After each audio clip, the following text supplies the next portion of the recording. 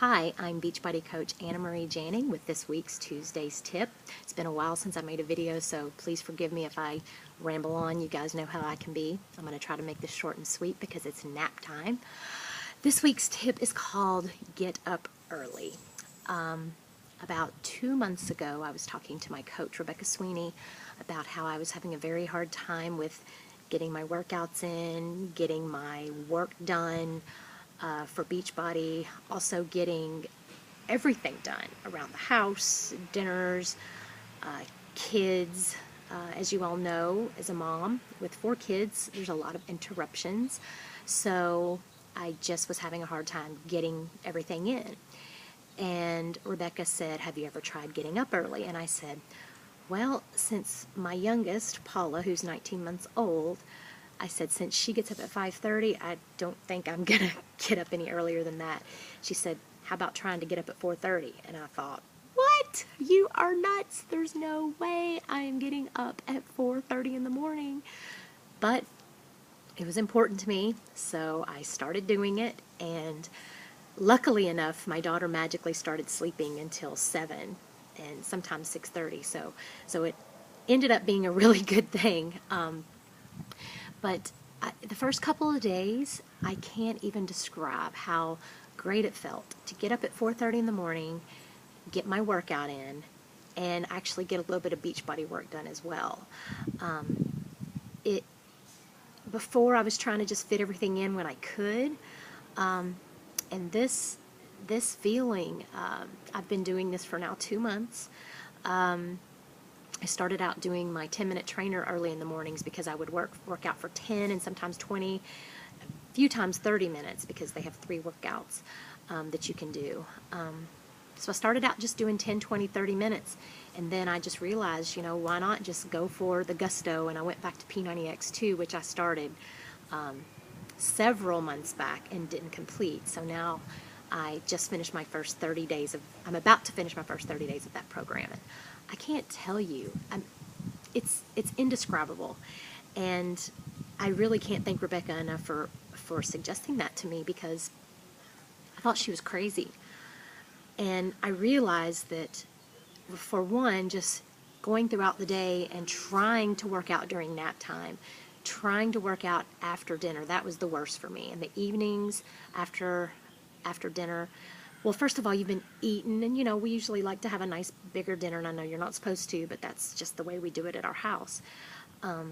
Very hard. My husband would actually put the kids to bed, which I'm lucky he's home to do that, but that's my favorite part of the day, is I read my kids stories and sing them songs. I still do that because I know they won't always want me to do that, and I just want to do it as long as they can, and my 9-year-old still lets me, so I'm absolutely eating that up. So I was missing all that when I was working out in the evenings, and then when my husband had to leave for a week, I didn't get to do that in the evenings because it would be 9 o'clock before I'd get everyone down, and then that's a late night workout for me. So getting up at 4:30, in between 4:30 and 5, it feels like it's changed my life in so many positive ways. And it was kind of confirmed to me in a book that I just recently read. It's called Start. Hold on, I'm going to find the name of the author. His name is Jon Acuff. The book is called Start. Punch fear in the face, escape average, do work that matters. And he mentions in one of his chapters that if you have a dream, get up 2 hours early. And he talks about how your motivation is so much higher in the mornings for things than it is in the evenings. Because think about it. Your day is so busy. Going to work, if you have children, getting them fed, getting everything cleaned up, getting them to bed. I mean, if it's 8 o'clock or 9 o'clock, you're pretty much exhausted from the day. The last thing you want to do is sort of work on your dream, whatever that dream could be. It could be to get in better shape. It could be to take guitar lessons. It could be to write a book, or whatever it is that you want to do. So he mentions that how high your motivation is in the mornings when you first wake up, because you haven't let all the other things in the day get in the way of that motivation. So as soon as I heard that, because I listened to it on audiobooks, I was thinking, wow, that's it. Getting up early has made a huge, huge difference for me. Now, if you are struggling, I'm going to tell you how I was able to overcome some of the struggles of getting up early. To work out, for example, the first thing I do is the night before, I make sure that my correct DVD for the day, for the workout for the day, is already in the player. My water bottle is next to the TV, the DVD player. I'm really, really lucky because I have a spot in my garage that I can work out in. Before I didn't. So now I keep everything that I need right there. I have it in an old entertainment center, so my weights are in there. I keep my tennis shoes and socks in that little section so that I will not have to dig for them in the mornings. So basically, everything is ready for me in the morning when I get up. The next thing I do is the night before, I actually sleep in my workout clothes. So I jump out of bed and I'm already dressed. That's one less thing I have to do. Now the last thing is I was setting my alarm clock, and I did that for several days. And the alarm clock just ticked me off. I hit snooze a couple times. I was just like, oh, that sound. So most of you probably use your cell phone, and I started playing around and realized that there's a lot of nice little tones that you can wake up to. So I found an alarm that I enjoy hearing, and it kind of makes me feel nice. It's like a little harp. So I hear that, and I have not pushed pause. I have not pushed snooze one time since I've started using this. I love it.